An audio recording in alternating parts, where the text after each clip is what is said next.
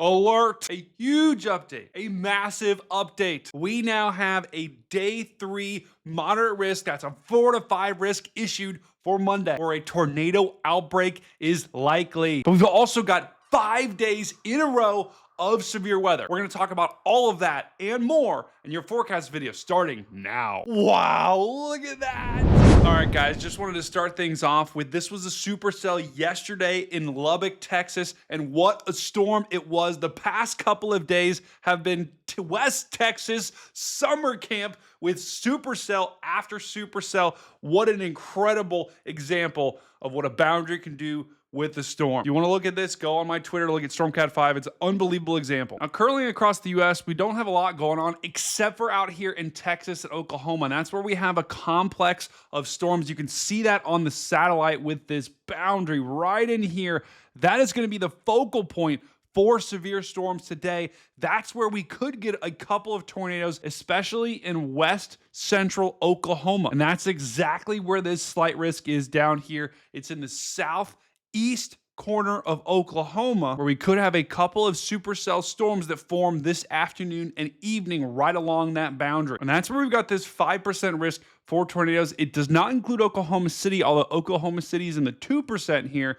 But Ada, McAllister, Hugo, and Ardmore, Oklahoma are all in that 5% risk, with places like Lawton and Altus, and even into Amarillo and Lubbock. You guys are in the 2%. Sunday, we can expect more severe storms that fire somewhere along this boundary. Good luck picking a target there, but we do have a slight risk up in Nebraska and southern South Dakota, where hail and wind are the primary threat, but a tornado cannot be ruled out here on Sunday. Sunday could be a little bit of a sneaky day too, so keep an eye in Nebraska and South Dakota. We could have a couple of tornadoes. Now, quickly timing things out, we are going to have this line of storms today, and that is going to continue to slowly march to the east-southeast. As it does so, it'll probably weaken and then might redevelop out in front of it. That's where we'll have a risk for some tornadoes, some supercells, right in there, right along that line, right along that boundary where a couple of storms could be spinning. And that's why we've got that 5% risk for a couple of tornadoes today. I don't think we're gonna have a widespread outbreak by any means, but certainly are possible. And interestingly enough, for Sunday, the HRRR right now is showing basically nothing. Not a guarantee we're gonna get storms Sunday, but if we do, the significant tornado parameter is pretty much off the charts. Right now, it looks like the cap is gonna keep a lot of these storms down and really not allow them to form. That's why we only have a slight risk, even though the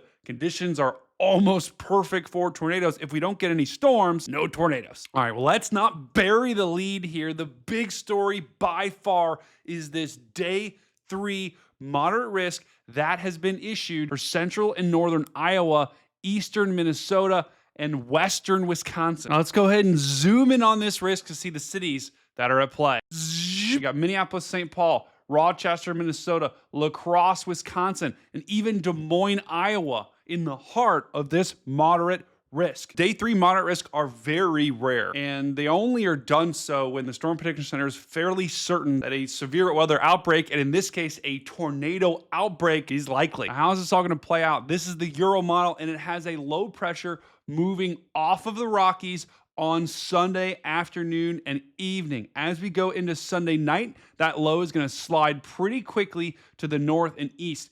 As it does so, it's going to strengthen a bit, and it's going to have a warm front with precipitation, possibly a couple of rumbles of thunder on Monday morning for Wisconsin, for Minnesota, and for Iowa. Now, that is just the beginning. That is the appetizer. That is the opening act. It's the first pitch at a baseball game, the puck drop at a hockey game, the tip-off at a basketball game, the first mile of the road trip. All right, I'm done. I'm sorry. But those showers and storms Monday morning along that warm front, that's going to allow some very warm, moist air as this low pulls all of that air further to the north. So that's going to only destabilize things as our moisture levels increase, as our instability increases, as all of that warm air rushes north. And things Monday could take their time getting going. I don't see a lot of lift right now in the atmosphere. So Monday afternoon and even into Monday evening, notice how there's really not a lot of green here. I think we're looking at a primarily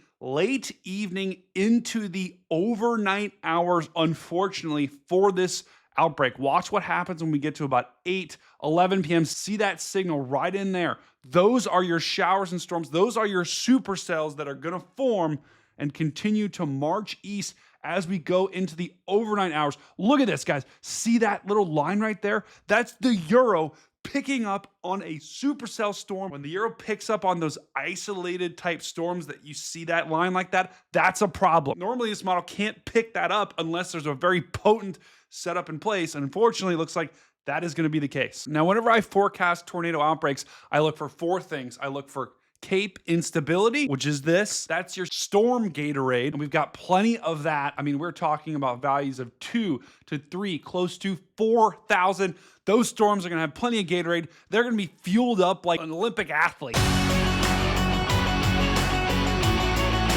I also look for moisture. Are dew points at least 60 degrees Fahrenheit or more? There's plenty of moisture. We're talking about mid to upper 60s. More than enough. Now, what about the wind shear? Our wind's going to be turning and changing direction with heights. Now, the red and white here, that is very strong wind shear. So we're going to have that in place. So we're going to have twist in the atmosphere. And we're also going to have a strong low-level jet in place. These are the winds at 850 millibars. And the red here, that is very strong winds centered right over Iowa, even into Minnesota and Wisconsin. We're going to have a low-level jet absolutely cranking Monday evening into Monday night. So you've got the moisture is there, storm Gatorade is there, you've got the twist in the atmosphere, and you've got a low-level jet. Monday has all of the makings of a tornado outbreak. And this is the NAM model, and this is the significant tornado parameter for Monday night.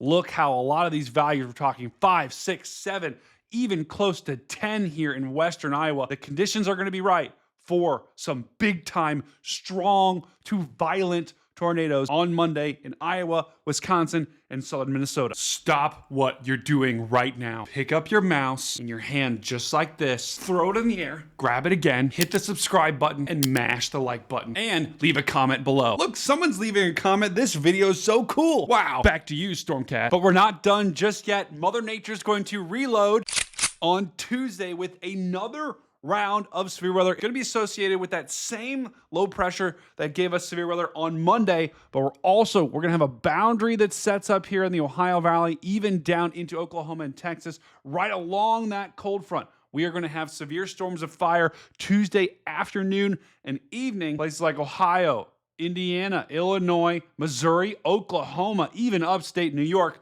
could see severe storms on Tuesday. Interestingly enough, though, guys, the Euro only says a couple of people are going to get storms, so it doesn't have a very widespread outbreak, but it does have some action that forms right along that cold front, and that's where we're going to have to watch for the potential for some damaging winds, some large hail, and I do think somewhere along that front we'll have a greater risk for a couple of tornadoes, but by far Monday looks to be the more potent day, with Tuesday being kind of the encore, the dessert, the nightcap, the 7th inning stretch. We're not done yet. We've got more. We've got another risk for severe weather outlined for Wednesday, April 30th. Wow. It never ends. Down here in Texas and southern Oklahoma, it'll be kind of the leftovers of that boundary as some storms could fire Wednesday, but we're pretty far out from that. So more details to come. Guys, I just want to finish here with some epic shots from Jordan Hall. This is a picture he took of that storm out on the plains. The last couple of days of storm chasing for them has been absolutely incredible. He also got this shot of a tornado forming. This is from his 360-degree view. Look at that. Oh my God, that's a satellite tornado. Look at the spin up there in the atmosphere. What an unbelievable shot. Make sure you go follow Jordan Hall on Twitter. Follow him on YouTube. He just does unbelievable work. Oh my gosh, there's the birth of that tornado. What a cool freaking video. Finally, to wrap up, this is the cat of the video sent to me from Gina Scottle and family. This is her cat. We're just going to call her cat Storm Cat 39. What a beautiful cat. And this cat is kind of like giving you the side eye, like, what a risk for Monday. I don't like that. What? So thank you, Jenna, for sending that cat in. Guys, send me your cats on Twitter. I'll put them on videos. And we are under 2 weeks away from the storm front freak chase trip. We're going to have a lot of the freaks there. I'm going to be there. Who knows what kind of shenanigans we're going to get into. So make sure you tune in. Make sure you subscribe here on YouTube. to that. Watch the entire trip and everything that happens, guys. We're going to have a blast no matter what Mother Nature throws at us. Guys, thank you so much for joining me today. Hopefully you have a wonderful rest of your weekend. Happy Saturday, happy Catterday. And I actually may have a video coming out tomorrow. So look at that. I've been trying to post regular updates. Now we've got some pretty big action ongoing. So look for a video out tomorrow. Find someone, tell them you love them, tell them you care about them. Do something nice for someone now, today. That's all I got. This is Stormcat 5, and I'll see you on the next one.